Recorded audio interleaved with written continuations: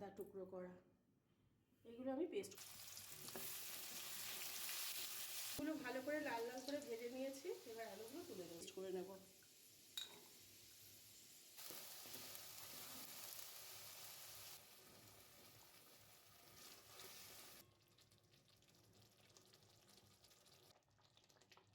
হয়ে গেছে।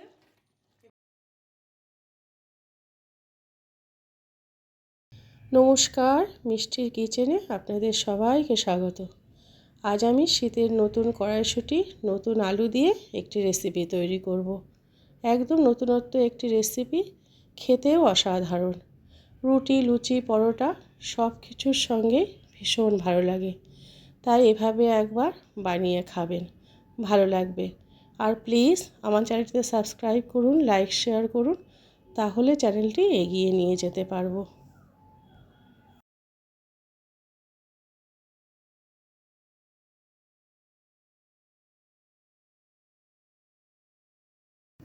উপকরণগুলো দেখিয়ে দিচ্ছি।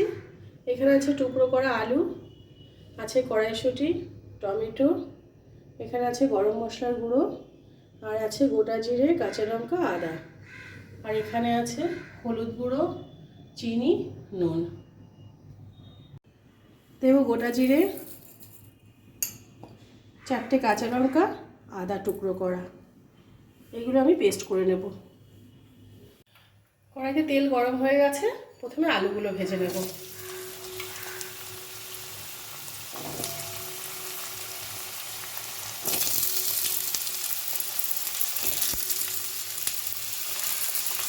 দেবো অল্প করে নুন, আর দেবো হলুদ গুঁড়ো।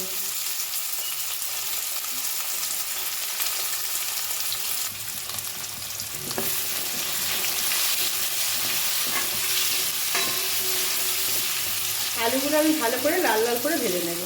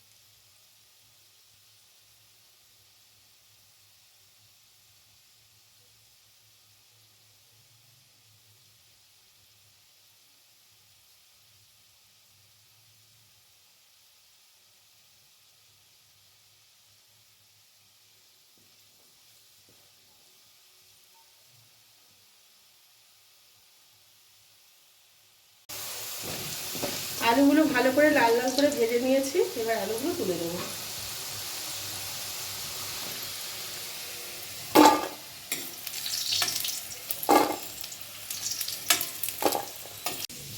যে মশলাগুলো দেখিয়েছিলাম সেটা আমি পেস্ট করে রেখেছি।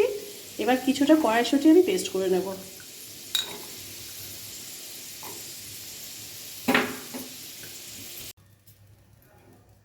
এবার কড়াইতে সাদা জিরে ফোড়ন দিচ্ছি একদম অল্প করে।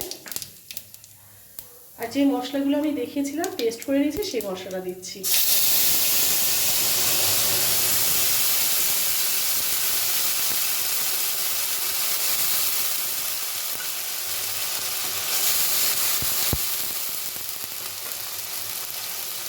দেবো হলুদ গুঁড়ো, দেবো অল্প করে নুন। আলু ভাজায় আমি নুন দিয়েছিলাম।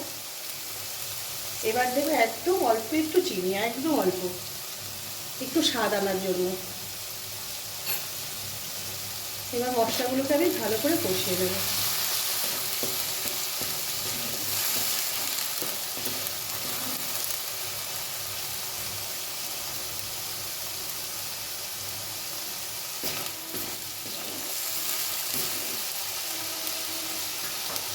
মশলাটা কষে গেছে। এবার দেবো কড়াইশুঁটি বাটাটা।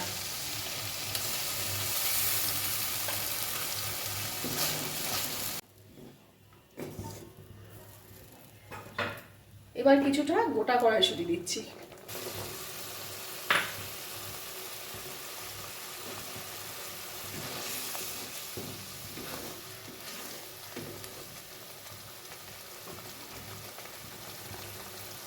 এবার একটু এগুলো ভালো করে কষিয়ে নেব।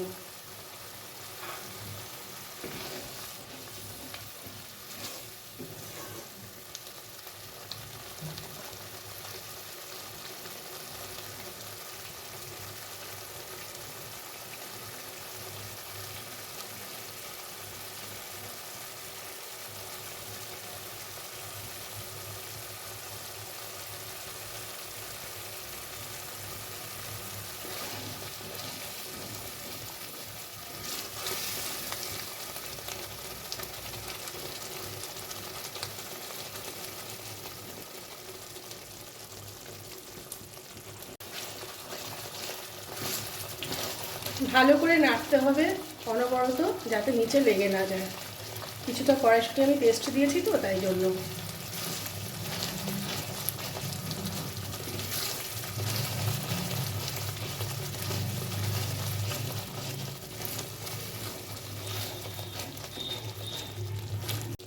কিছুটা কষেছে, এবার দেবো টমেটো।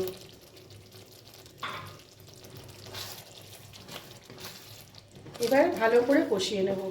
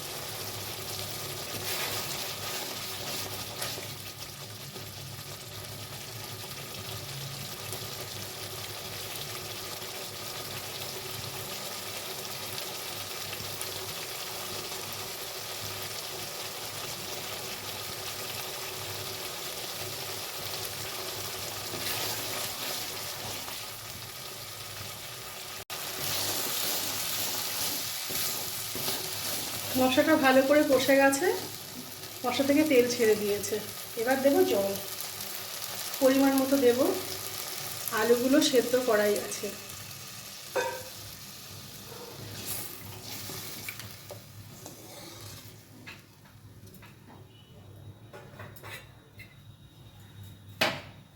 এবার দেবো ভাজা আলু।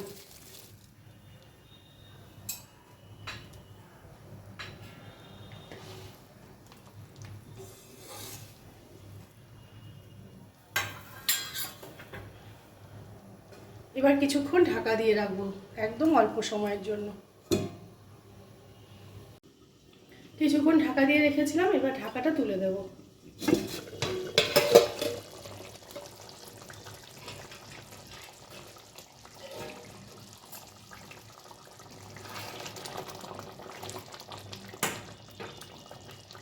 এবার দেবো গরম মশলার গুঁড়ো।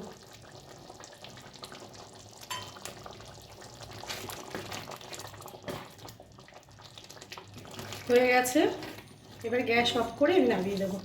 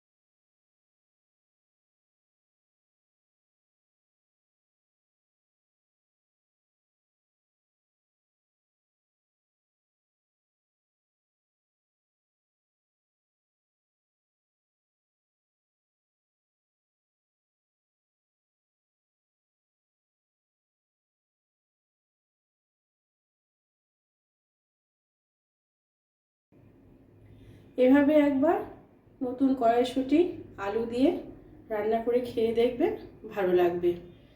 ভিডিও যদি ভালো লেগে থাকে লাইক শেয়ার করে চ্যানেলটি সাবস্ক্রাইব করে দেওয়ার অনুরোধ রইল। সবাই ভালো থাকবেন, সুস্থ থাকবেন। ফিরে আসবো আরেকটি রান্না নিয়ে।